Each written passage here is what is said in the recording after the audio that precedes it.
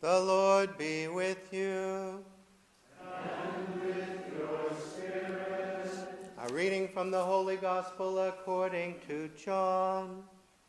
Glory to you, O Lord. As Jesus passed by, he saw a man blind from birth. He spat on the ground and made clay with the saliva and smeared the clay on his eyes and said to him, "Go wash in the Pool of Siloam," which means sent. So he went and washed and came back able to see. His neighbors and those who had seen him earlier as a beggar said, "Isn't this the one who used to sit and beg?" Some said, "It is." But others said, "No, he just looks like him."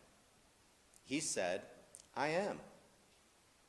They brought the one who was blind to the Pharisees. Now Jesus had made clay and opened his eyes on a Sabbath. So then the Pharisees also asked him how he was able to see. He said to them, "He put clay on my eyes, and I washed, and now I can see." So some of the Pharisees said, "This man is not from God, because he does not keep the Sabbath." But others said, "How can a sinful man do such signs?" And there was a division among them.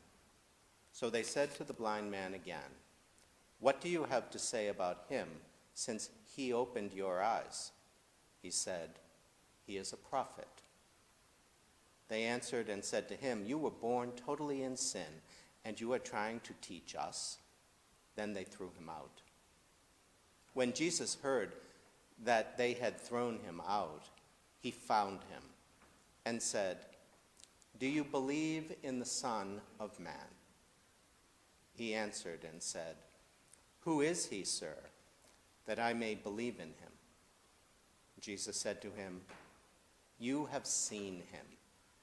The one speaking with you is he." He said, "I do believe, Lord." And he worshipped him.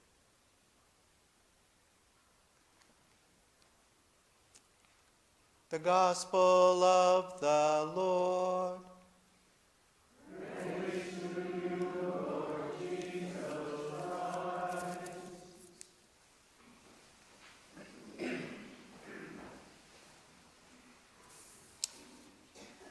At the beginning of our gospel story today, the man born blind, Jesus, he's on his way somewhere. He's just passing by, but he sees this blind man on the side of the road, someone that most of us would simply pass by. Most of us would not even see that person. But Jesus is aware and he's mindful. He has full vision. So he sees the man and he heals him.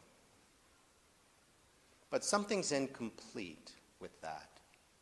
Because although the man can see with his eyeballs, he can't see with eyes of faith, not yet.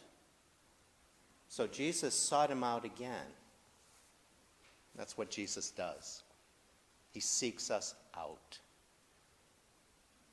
Jesus knows there's more that needs to happen because he is never satisfied with mere physical healing, but holistic, body, soul, emotions, mind. The man needs to know who healed him in order to see the significance of what happened to him, that he met the Christ. So Jesus finds the man and reveals himself, and then the light of faith comes. And only then can the man really see, to see with eyes of faith, restored as a child of God. His faith set him free. When you see not just with your eyeballs, but with your heart and with your soul, like Jesus does, to be mindful, full vision with faith, then you have everything you need for your spiritual journey. But what does seeing with the eyes of faith mean? What a beautiful term that is, but what is it? How do you do that? Eyes of faith. What is faith? Now, I have to tell you that the people that I serve, my patients, they often say, my faith is small. I need more faith. How do I get more faith? And I always find that sad and frankly perplexing. I mean, they have faith, right? Otherwise, why on earth would they be talking to a priest? They'd rather have their pudding at that point, I think. Faith is faith. Once we turn it into a measuring game, you've turned it into a quantity. So that's what we like to do with our minds. We like to measure. But we've strayed from the reality of what it is. Faith is not a quantity.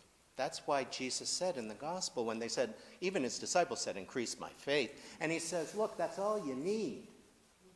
Okay, so stop measuring it. Or get out a microscope. It doesn't matter, because if you have that, you can move mountains. One person doesn't get 1 cup of faith and the other person gets 2, like they won the lottery. But how we live our faith in animating and life-giving ways for ourselves, for our family, and for our world. How we put our faith to work. How it can fire our religious imaginations. The possibility freely given to us in this creation to know and love the actual creator of the universe. This is the stuff of faith. What I ask my patients is this: what does faith mean to you? What is that word? We all have a different experience of it. In fact, it's unique to each individual. But if you had more faith in Christ, how would your life be different?